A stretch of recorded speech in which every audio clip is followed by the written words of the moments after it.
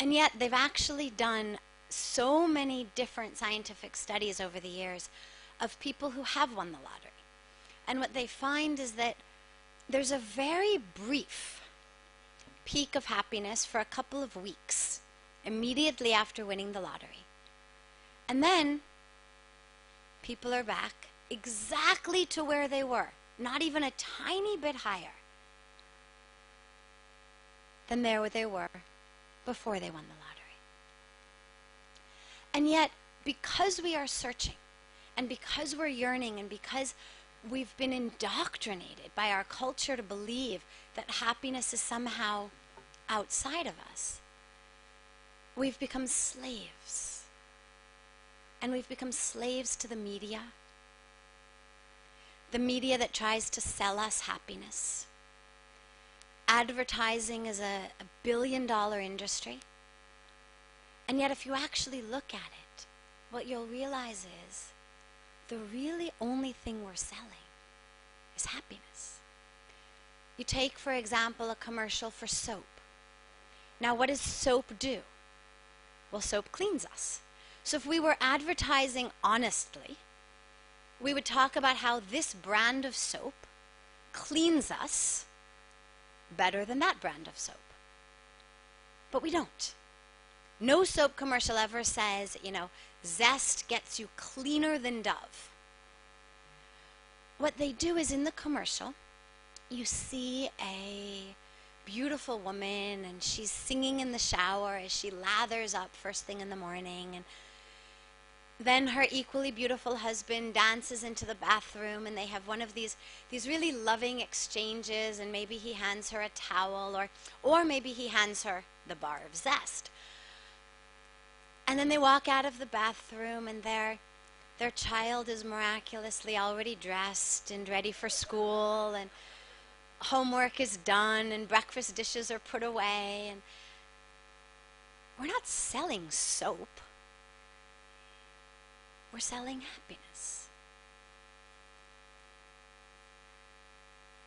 And it sounds absurd. I mean, when I describe it like this, we laugh and we think, well, of course, I wouldn't believe that just by changing my brand of soap, suddenly my husband would also sing to me in the morning, and my child would somehow get himself dressed and eat his breakfast without me having to do it for him. And yet, it wouldn't be a billion-dollar industry if it didn't work. So on some unconscious, subconscious level, we are so desperate for this elusive thing called happiness that we spend our lives changing our brand of soap, changing our dishwashing liquid, changing our brand of jeans, changing the type of car we drive, searching for that happiness. And then, of course, it doesn't come. And so then we're miserable and we're depressed and we're anxious, and we have to take pills to go to sleep at night, and another pill to convince ourselves that it's worth getting out of bed in the morning.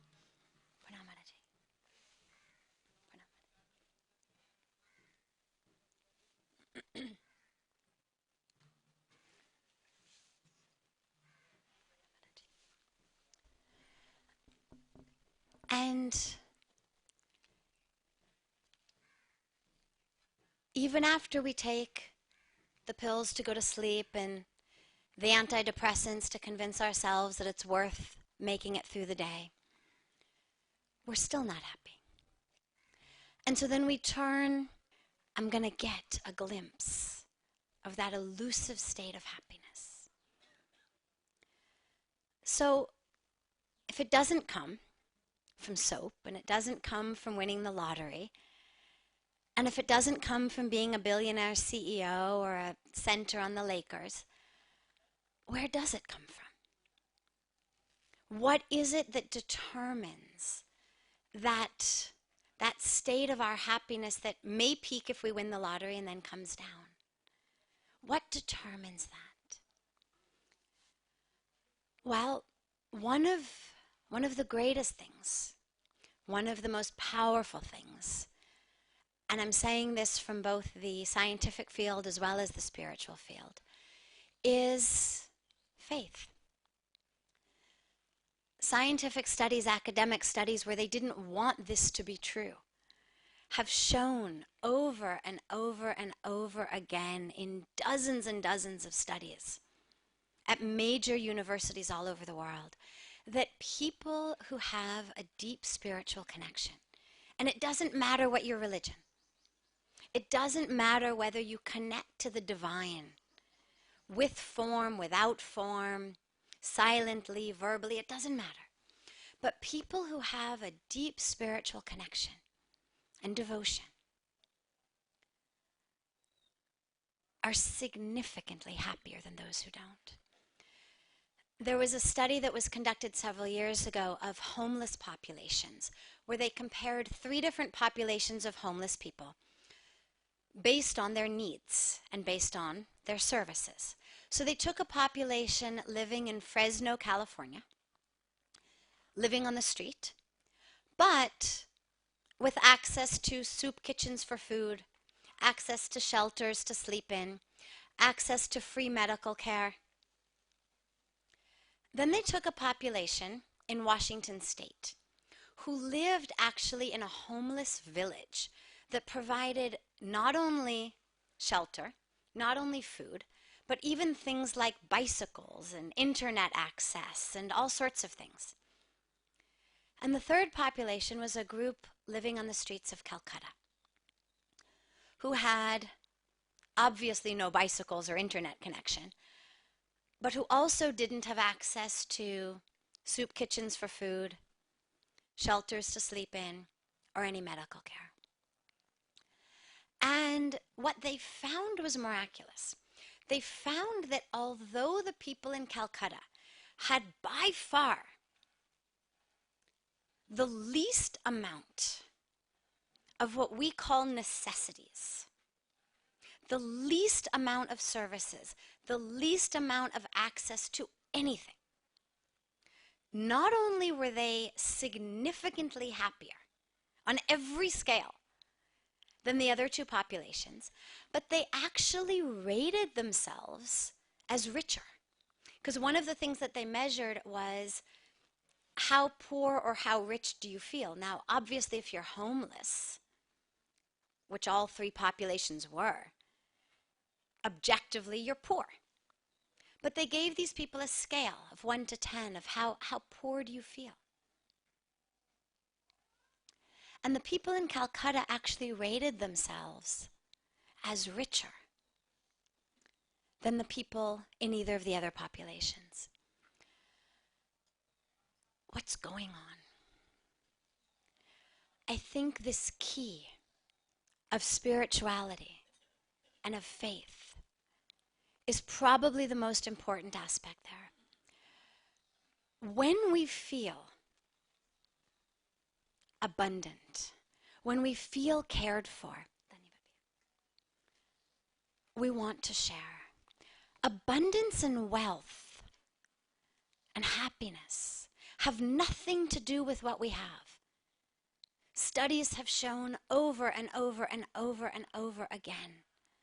All it has to do with is how we feel about what we have.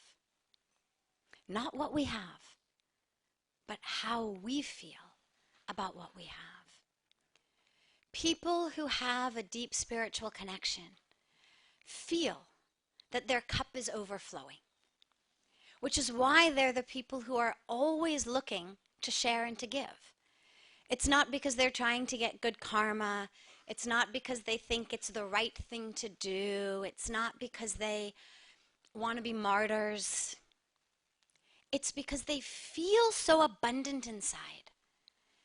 They feel so overflowing that they want to share. We hoard when we feel empty. Doesn't matter what we have. If we feel empty, and of course, as we all know, that emptiness has nothing to do with what's in our bank account or our fridge or our closet. It only has to do with what's in our heart. Because we fill our bank accounts and we fill our closets and we fill our fridges and we fill our stomachs, but we still feel empty. So clearly it doesn't have to do with that. When we feel empty, we hoard. And when we feel full, we share. And the greatest way that I have seen through science and through spirituality to have that experience of abundance, of deep joy, of an overflowing cup, is through spirituality and through faith. Look, if you're eating dinner at home, we take on our plate exactly what we need. We have fed ourselves for 20 or 30 or 40 or 50 years based on how old we are. We have a pretty good idea of how much we can eat. We do the same thing 3 times a day. We really are pretty good judges of how much we can eat. And when we eat at home, we put on our plates what we need, knowing that if we want more, all we have to do is take another helping or go back into the kitchen for another serving. Or for Indian, we know that somebody's going to be coming around bringing us chapati after chapati after chapati as long as we can eat. So we don't need to take 10 chapatis at once.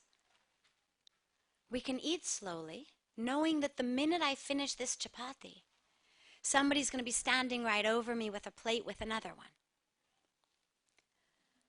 But when we go to a buffet, what do? Inevitably, we pile our plate with more food than we could possibly eat if we had starved ourselves for a week in advance. Because the fear is, oh my God, what if this dessert that's my favorite finishes before I get to come back for seconds? What if I really like this thing that I'm not even sure I know what it is? What if there's no more? Let me take extra now. And then, of course, inevitably, we end up wasting half the plate of food because we couldn't eat it all. But that's really the difference. It's the difference between the faith we have at home, knowing the bowl is full, the kitchen is full, the fridge is full, versus at a buffet thinking it might run out. And that's the key. When we have that connection to the divine, we know it's full. We're being taken care of. We don't have to worry. You look at a child in its mother's arms.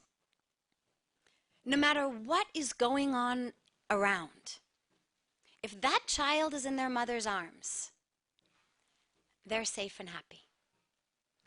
Because they know mom is there. I remember when I was very young, I was probably 2 or 3, and we were at a gas station in LA, and there was some kind of a shootout. And I don't remember the details, I was too young to process them all. But I remember people hiding behind the gas pumps and screaming. And I have absolutely no recollection of the tiniest bit of anxiety because I was in my mother's arms. And that's true for every child. It doesn't matter if you're on a sinking boat, in a fire, in a shootout. As long as mom's got you in her arms, that child is fine. And if we can only bring that faith into our lives and know that we are being cared for, that we are in the arms, that we're in the arms not just of our mother, but we're in the arms of the Divine Mother. And yet, that faith is hard to have sometimes. We look at the world around us. We look at our own lives. And it seems like there's so much that's wrong that it's really hard to feel like we're being taken care of. We struggle so much. We have so much pain and confusion and anxiety that it's so hard to have faith. And yet, the issue really is just our vision. It's not that there's so much wrong